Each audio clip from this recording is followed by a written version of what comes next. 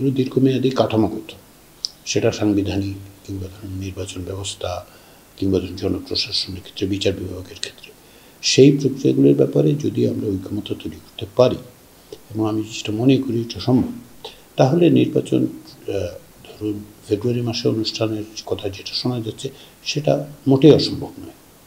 কেউ কেউ নির্বাচন এবং সংস্কারকে মুখোমুখি করার চেষ্টা করেন, আমি সেটা সঠিক মনে করি না। নির্বাচনের প্রক্রিয়াটা আসলে সংস্কার প্রক্রিয়ার সঙ্গে এক অর্থে সংশ্লিষ্ট হলেও এগুলো আসলে আমি যেভাবে বিবেচনা করি, তিনটা আসলে সমান্তরাল প্রক্রিয়া।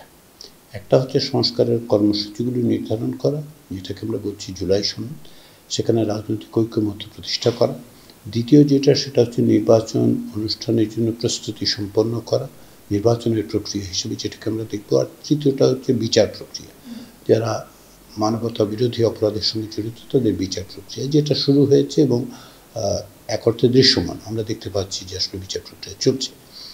এখন আমাদের দিক থেকে, অর্থাৎ জাতীয় ঐক্যমত্য কমিশনের দিক থেকে আমাদের যেটা বক্তব্য, আমি বারবার বলেছি, আমাদের মেয়াদকাল আগস্টের 15 তারিখ পর্যন্ত, কিন্তু আমরা জুলাই মাসেই সনদটা প্রস্তুত করতে চাই, সকলের স্বাক্ষর নিতে চাই। এ পর্যন্ত রাজনৈতিক দলগুলোর পক্ষ থেকে আমরা যে সহযোগিতা পেয়েছি তাতে আমি অত্যন্ত আশাবাদী যে সংস্কারের যেই প্রধান বিষয়গুলো, যেগুলোর ব্যাপারে ঐক্যমত্য তৈরি হবে, তার ভিত্তিতে একটা সনদ আমরা জুলাইতে তৈরি করতে পারব। যেটা প্রধান উপদেষ্টা বলেছেন সেটা হচ্ছে যে সংস্কার প্রক্রিয়া অগ্রসর হওয়া এবং বিচার প্রক্রিয়া অগ্রসর হওয়ার পাশাপাশি নির্বাচন প্রক্রিয়াটা অব্যাহত থাকবে, অগ্রসর হবে, এবং রোজার আগেই নির্বাচনটা তারা করতে চান। আমাদের দিক থেকে আমরা চেষ্টা করছি এবং আমি আশা করি যে আমরা জুলাইয়ের মধ্যে সেটা সম্পন্ন করতে পারব। জীবনের সব আয়োজন এখানে একসাথে।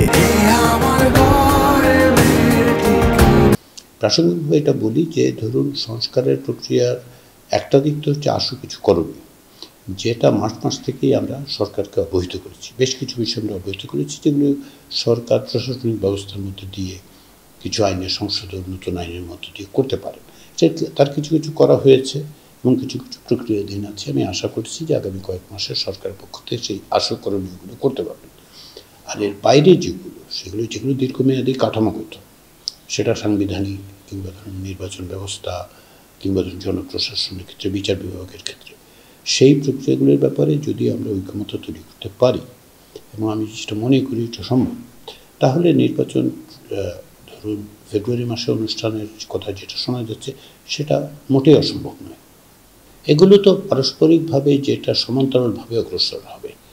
ফলে আমি মনে করি না যে সংস্কার প্রক্রিয়ার ক্ষেত্রে যে সমস্ত পদক্ষেপ সেগুলো নির্বাচনকে কোনোভাবেই ব্যাহত করবে। আমি আগেও বলেছি, বারবার যেটা বলি, যে কেউ কেউ নির্বাচন এবং সংস্কারকে মুখোমুখি করার চেষ্টা করেন, আমি সেটা সঠিক মনে করি না।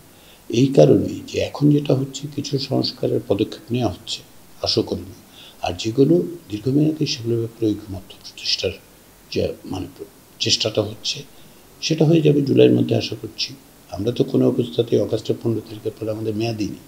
আর আমাদের দিক থেকে বিশেষ করে ব্যক্তিগতভাবে আমি মনে করি এটা জুলাই মাসে হওয়া উচিত, এই স্মৃতির কারণে যে আমরা 1 বছর পূর্ণ করব একটা বিশাল গণ অভ্যুত্থানে। এটা তো অভূতপূর্ব গণ অভ্যুত্থান, এত মানুষের রক্তপাত। তো সেই জায়গায় আমরা আশা করছি যে জুলাই মাসে এই কাজটা আমরা সম্পাদন করতে পারব। এক জায়গায় আসবে নির্বাচনের ব্যাপারে, সেটা একটা প্রক্রিয়া। আমরা দেখতে চাই যেটা, এবং যেটা ঘটছে সেটা হচ্ছে সবগুলো রাজনৈতিক দল সংস্কারের কর্মসূচির ব্যাপারে ঐকমত্যে আসছেন কিনা। ফলে এখন তারা যদি এই নিয়ে ভিন্ন মত পোষণ করে, সংস্কারের সাথে করতেই পারে, তার ফলে সরকার নিশ্চয়ই তাদের সাথে আলোচনা করবে, অন্তর্বর্তী সরকারের পক্ষ থেকে নিশ্চয়ই পদক্ষেপ নেওয়া হবে। আমাদের দিক থেকে আমি এটাকে মনে করি যে তাদের যে সহযোগিতা আমরা পেয়েছি এবং তা যদি অব্যাহত থাকে, যেটা আমি আশা করি অব্যাহত থাকবে, কারণ সকলেই কিন্তু সংস্কার চান।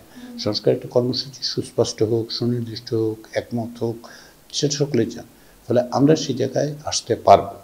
এটার জন্য রাজনৈতিক দলগুলোর সাথে অন্তর্বর্তী সরকারের নির্বাচন বিষয়ে যদি মতপার্থক্য থাকে, সেটা আমার মনে হয় যে একসময় তাদের মধ্যে আলোচনার মধ্যে দিয়ে নিষ্পত্তি হবে।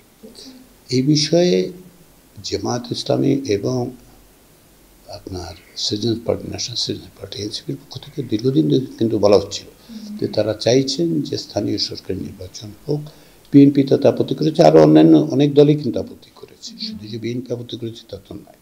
এখন যেটা আমরা দেখতে পাচ্ছি, প্রধান উপদেষ্টার পক্ষ থেকে যে ঘোষণাটা দেয়া হয়েছে বিএনপির সঙ্গে লন্ডনে আলোচনার পরে, বিশেষ তারেক রহমানের সাথে আলোচনার পরে, তাতে তো এটা স্পষ্ট যে স্থানীয় সরকারের নির্বাচনের বিষয়টি অন্তর্বর্তী সরকার এখন বিবেচনা করছেন।